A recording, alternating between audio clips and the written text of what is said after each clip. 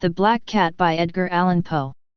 For the most wild, yet most homely narrative which I am about to pen, I neither expect nor solicit belief.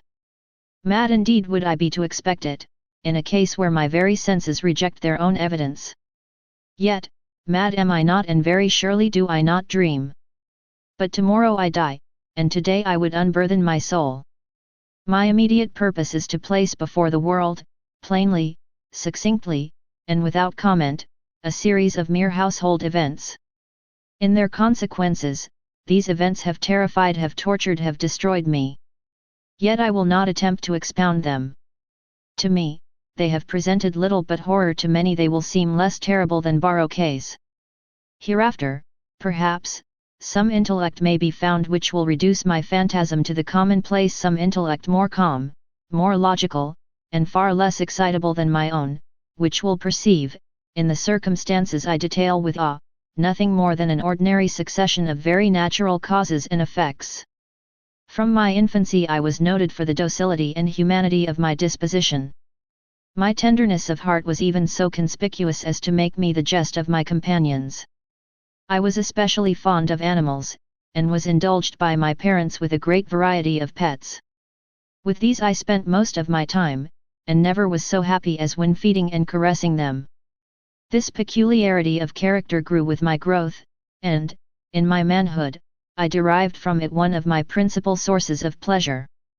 To those who have cherished an affection for a faithful and sagacious dog, I need hardly be at the trouble of explaining the nature or the intensity of the gratification thus derivable. There is something in the unselfish and self-sacrificing love of a brute, which goes directly to the heart of him who has had frequent occasion to test the paltry friendship and gossamer fidelity of mere man. I married early, and was happy to find in my wife a disposition not uncongenial with my own. Observing my partiality for domestic pets, she lost no opportunity of procuring those of the most agreeable kind. We had birds, goldfish, a fine dog, rabbits, a small monkey, and a cat. This latter was a remarkably large and beautiful animal, entirely black, and sagacious to an astonishing degree. In speaking of his intelligence, my wife, who at heart was not a little tinctured with superstition, made frequent allusion to the ancient popular notion, which regarded all black cats as witches in disguise. Not that she was ever serious upon this point, and I mention the matter at all for no better reason than that it happens, just now, to be remembered. Pluto, this was the cat's name, was my favorite pet and playmate. I alone fed him, and he attended me wherever I went about the house. It was even with difficulty that I could prevent him from following me through the streets. Our friendship lasted, in this manner, for several years, during which my general temperament and character, through the instrumentality of the fiend intemperance, had, I blush to confess it, experienced a radical alteration for the worse. I grew, day by day, more moody, more irritable, more regardless of the feelings of others. I suffered myself to use intemperate language to my wife. At length, I even offered her personal violence. My pets, of course, were made to feel the change in my disposition. I not only neglected, but ill-used them. For Pluto, however, I still retained sufficient regard to restrain me from maltreating him, as I made no scruple of maltreating the rabbits, the monkey, or even the dog, when by accident, or through affection, they came in my way. But my disease grew upon me, for what disease is like alcohol? And at length even Pluto, who was now becoming old, and consequently somewhat peevish, even Pluto began to experience the effects of my ill temper. One night, returning home, much intoxicated, from one of my haunts about town, I fancied that the cat avoided my presence. I seized him, when, in his fright at my violence, he inflicted a slight wound upon my hand with his teeth.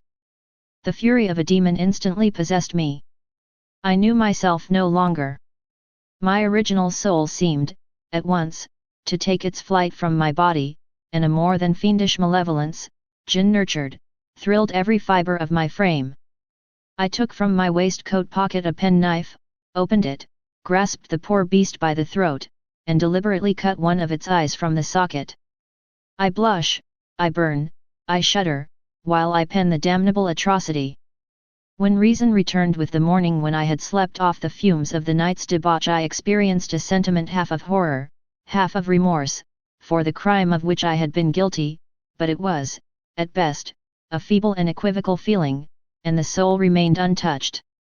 I again plunged into excess, and soon drowned in wine all memory of the deed. In the meantime the cat slowly recovered. The socket of the lost eye presented, it is true, a frightful appearance, but he no longer appeared to suffer any pain. He went about the house as usual, but, as might be expected, fled in extreme terror at my approach. I had so much of my old heart left, as to be at first grieved by this evident dislike on the part of a creature which had once so loved me. But this feeling soon gave place to irritation. And then came, as if to my final and irrevocable overthrow, the spirit of perverseness. Of this spirit philosophy takes no account. Yet I am not more sure that my soul lives, than I am that perverseness is one of the primitive impulses of the human heart, one of the indivisible primary faculties, or sentiments, which give direction to the character of man. Who has not, 100 times, found himself committing a vile or a silly action, for no other reason than because he knows he should not? Have we not a perpetual inclination, in the teeth of our best judgment, to violate that which is law, merely because we understand it to be such? This spirit of perverseness, I say, came to my final overthrow. It was this unfathomable longing of the soul to vex itself, to offer violence to its own nature, to do wrong for the wrong's sake only, that urged me to continue and finally to consummate the injury I had inflicted upon the unoffending brute. One morning, in cool blood, I slipped a noose about its neck and hung it to the limb of a tree, hung it with the tears streaming from my eyes, and with the bitterest remorse at my heart, hung it because I knew that it had loved me, and because I felt it had given me no reason of offense, hung it because I knew that in so doing I was committing a sin, a deadly sin that would so jeopardize my immortal soul as to place it, if such a thing were possible, even beyond the reach of the infinite mercy of the most merciful and most terrible God. On the night of the day on which this cruel deed was done, I was aroused from sleep by the cry of fire. The curtains of my bed were in flames.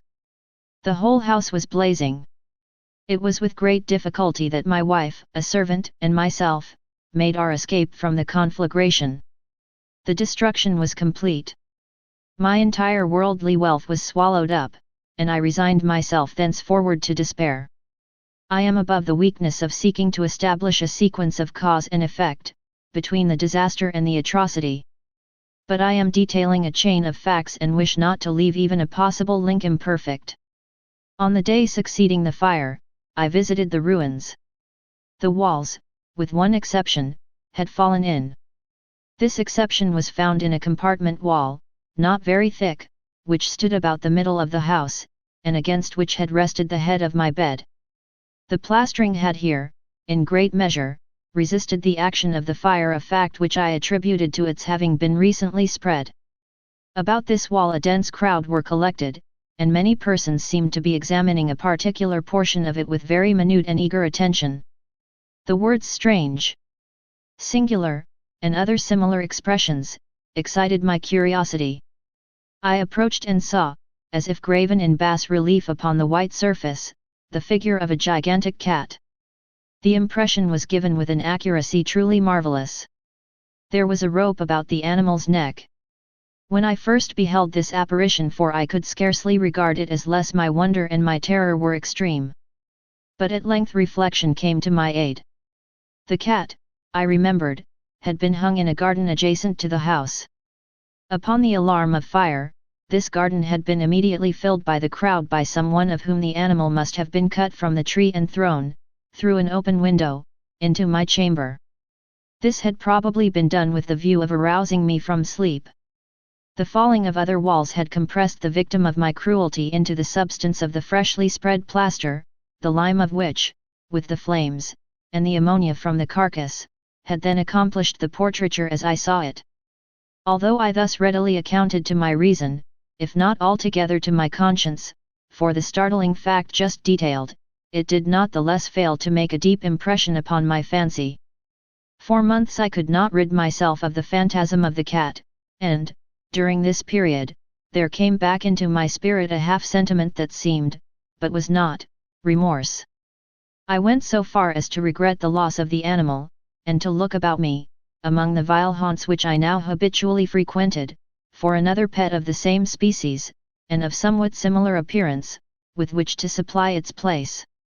One night as I sat, half stupefied, in a den of more than infamy, my attention was suddenly drawn to some black object, reposing upon the head of one of the immense hogsheads of gin, or of rum, which constituted the chief furniture of the apartment. I had been looking steadily at the top of this hogshead for some minutes, and what now caused me surprise was the fact that I had not sooner perceived the object thereupon. I approached it, and touched it with my hand. It was a black cat, a very large one, fully as large as Pluto, and closely resembling him in every respect but one. Pluto had not a white hair upon any portion of his body, but this cat had a large, although indefinite splotch of white, covering nearly the whole region of the breast. Upon my touching him, he immediately arose, purred loudly, rubbed against my hand, and appeared delighted with my notice. This, then, was the very creature of which I was in search. I at once offered to purchase it of the landlord, but this person made no claim to it, knew nothing of it, had never seen it before. I continued my caresses, and, when I prepared to go home, the animal evinced a disposition to accompany me. I permitted it to do so, occasionally stooping and patting it as I proceeded. When it reached the house it domesticated itself at once, and became immediately a great favorite with my wife. For my own part, I soon found a dislike to it arising within me. This was just the reverse of what I had anticipated, but I know not how or why it was its evident fondness for myself rather disgusted and annoyed. By slow degrees, these feelings of disgust and annoyance rose into the bitterness of hatred. I avoided the creature, a certain sense of shame, and the remembrance of my former deed of cruelty, preventing me from physically abusing it. I did not, for some weeks, strike or otherwise violently ill-use it, but gradually, very gradually, I came to look upon it with unutterable loathing, and to flee silently from its odious presence, as from the breath of a pestilence. What added, no doubt, to my hatred of the beast, was the discovery, on the morning after I brought it home, that, like Pluto, it also had been deprived of one of its eyes. This circumstance, however, only endeared it to my wife, who, as I have already said, possessed, in a high degree, that humanity of feeling which had once been my distinguishing trait, and the source of many of my simplest and purest pleasures. With my aversion to this cat, however, its partiality for myself seemed to increase. It followed my footsteps with a pertinacity which it would be difficult to make the reader comprehend. Whenever I sat, it would crouch beneath my chair, or spring upon my knees, covering me with its loathsome caresses. If I arose to walk, it would get between my feet and thus nearly throw me down, or, fastening its long and sharp claws in my dress, clamber, in this manner, to my breast. At such times, although I longed to destroy it with a blow, I was yet withheld from so doing, partly by a memory of my former crime, but chiefly, let me confess it at once, by absolute dread of the beast. This dread was not exactly a dread of physical evil, and yet I should be at a loss how otherwise to define it. I am almost ashamed to own, yes, even in this felon's cell, I am almost ashamed to own that the terror and horror with which the animal inspired me, had been heightened by one of the merest chimeras it would be possible to conceive. My wife had called my attention, more than once, to the character of the mark of white hair, of which I have spoken, and which constituted the sole visible difference between the strange beast and the one I had destroyed. The reader will remember that this mark, although large, had been originally very indefinite, but, by slow degrees nearly imperceptible, and which for a long time my reason struggled to reject as fanciful, it had, at length, assumed a rigorous distinctness of outline.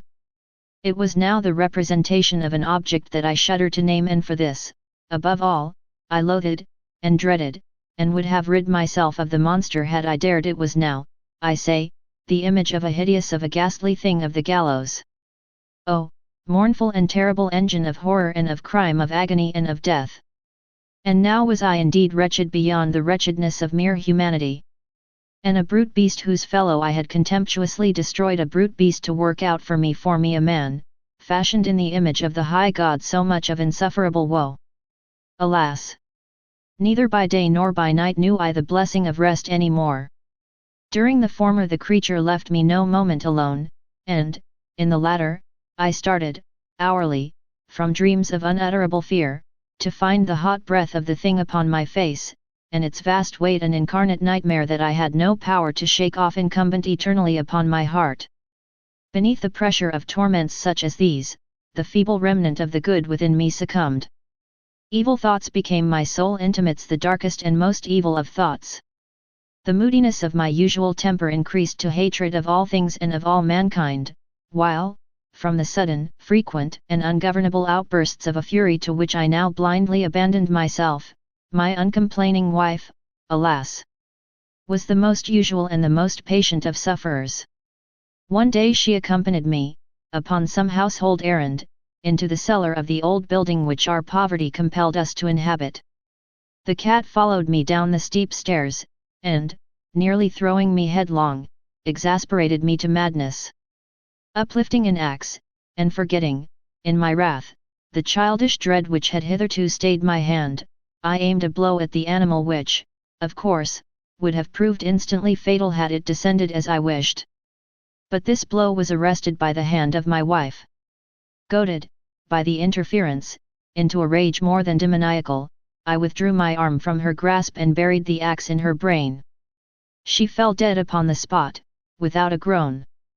This hideous murder accomplished, I set myself forthwith, and with entire deliberation, to the task of concealing the body. I knew that I could not remove it from the house, either by day or by night, without the risk of being observed by the neighbors. Many projects entered my mind. At one period I thought of cutting the corpse into minute fragments, and destroying them by fire. At another, I resolved to dig a grave for it in the floor of the cellar. Again, I deliberated about casting it in the well in the yard, about packing it in a box, as if merchandise, with the usual arrangements, and so getting a porter to take it from the house. Finally I hit upon what I considered a far better expedient than either of these. I determined to wall it up in the cellar as the monks of the Middle Ages are recorded to have walled up their victims. For a purpose such as this the cellar was well adapted. Its walls were loosely constructed, and had lately been plastered throughout with a rough plaster, which the dampness of the atmosphere had prevented from hardening.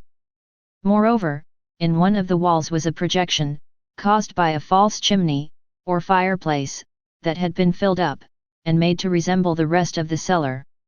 I made no doubt that I could readily displace the bricks at this point, insert the corpse, and wall the whole up as before, so that no eye could detect anything suspicious. And in this calculation I was not deceived. By means of a crowbar I easily dislodged the bricks, and, having carefully deposited the body against the inner wall, I propped it in that position, while, with little trouble, I relaid the whole structure as it originally stood.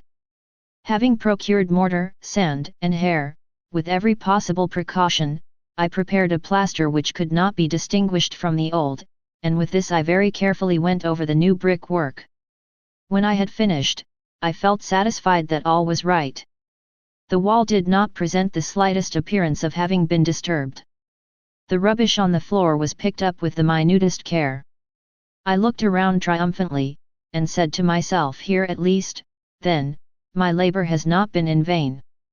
My next step was to look for the beast which had been the cause of so much wretchedness, for I had, at length, firmly resolved to put it to death. Had I been able to meet with it, at the moment, there could have been no doubt of its fate, but it appeared that the crafty animal had been alarmed at the violence of my previous anger, and forbore to present itself in my present mood. It is impossible to describe, or to imagine, the blissful sense of relief which the absence of the detested creature occasioned in my bosom. It did not make its appearance during the night, and thus for one night at least, since its introduction into the house, I soundly and tranquilly slept. I slept even with the burden of murder upon my soul. The second and the third day passed, and still my tormentor came not. Once again I breathed as a freeman. The monster, in terror, had fled the premises forever. I should behold it no more. My happiness was supreme. The guilt of my dark deed disturbed me but little. Some few inquiries had been made, but these had been readily answered. Even a search had been instituted, but of course nothing was to be discovered. I looked upon my future felicity as secured. Upon the 4th day of the assassination, a party of the police came, very unexpectedly, into the house, and proceeded again to make rigorous investigation of the premises.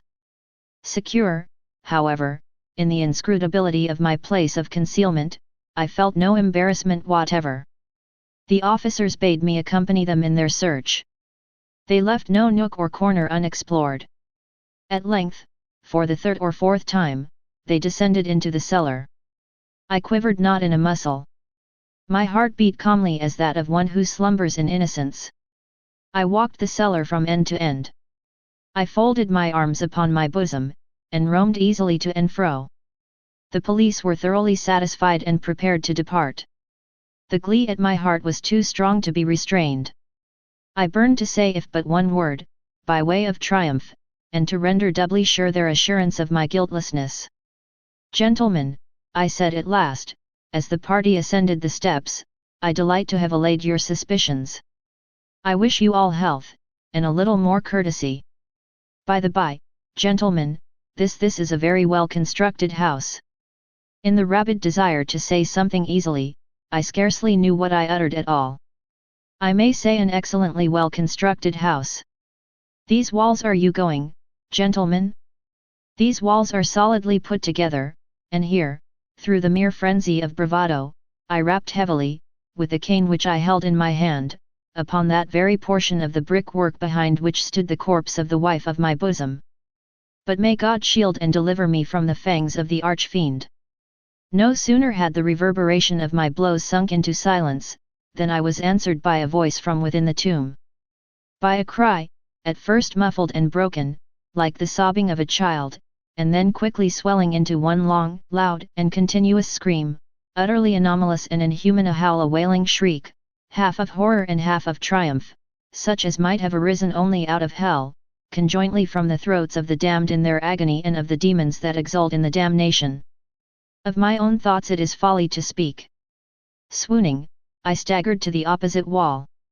For one instant the party upon the stairs remained motionless, through extremity of terror and of awe. In the next, a dozen stout arms were toiling at the wall. It fell bodily. The corpse, already greatly decayed and clotted with gore, stood erect before the eyes of the spectators. Upon its head, with red extended mouth and solitary eye of fire, sat the hideous beast whose craft had seduced me into murder, and whose informing voice had consigned me to the hangman. I had walled the monster up within the tomb. The end. Here's a summary of the story. The narrator of the story begins by proclaiming his sanity and claims that he will tell the reader a story that will show his madness. He then recounts his life story, describing how he was once a kind and animal-loving man who cherished his pets, particularly his black cat named Pluto. Over time, however, the narrator undergoes a significant change in personality. He becomes increasingly irritable, prone to fits of rage, and turns to alcohol as a way to cope with his troubles. His relationship with his wife deteriorates, and he directs his anger and aggression towards his pets, particularly Pluto. One night, in a fit of drunken rage, the narrator mutilates Pluto by cutting out one of its eyes. He soon regrets this cruel act but is unable to reverse it. His remorse, combined with his worsening alcoholism, intensifies his feelings of guilt and paranoia. As the narrator's descent into madness continues, he becomes obsessed with the remaining eye of Pluto, believing it to be a source of evil and malevolence. This obsession ultimately leads him to commit a heinous act. He hangs Pluto from a tree, killing the cat. Soon after Pluto's death, the narrator's house mysteriously burns down, leaving only one wall standing. On the surviving wall, the narrator discovers a ghastly image of a gigantic cat with a noose around its neck, mirroring his own murderous actions. As the narrator struggles to rebuild his life, he adopts another black cat that closely resembles Pluto. He becomes fond of this new cat, but his feelings of guilt and madness persist. In a fit of rage, he attempts to kill the second cat but is prevented by his wife. In a shocking and horrifying twist, he murders his wife instead, entombing her body within the walls of their home. The story concludes with the narrator revealing that his confession is prompted by the fact that the police are at the door, investigating his wife's disappearance. He confidently invites them to search the house, feeling that his clever concealment of the body will go undetected. However, as he taps the wall to emphasize his assurance, he hears a faint but unmistakable response, a muffled cry from within the wall, revealing the terrible secret of his wife's entombment. The Black Cat is a chilling and psychologically intense tale that explores themes of guilt, alcoholism, moral decay, and the descent into madness. It is known for its dark and Gothic elements, as well as its portrayal of the narrator's gradual transformation into a remorseless killer. The Black Cat by Edgar Allan Poe is a disturbing and macabre tale that explores several key themes and learning points. 1. Guilt and consequences.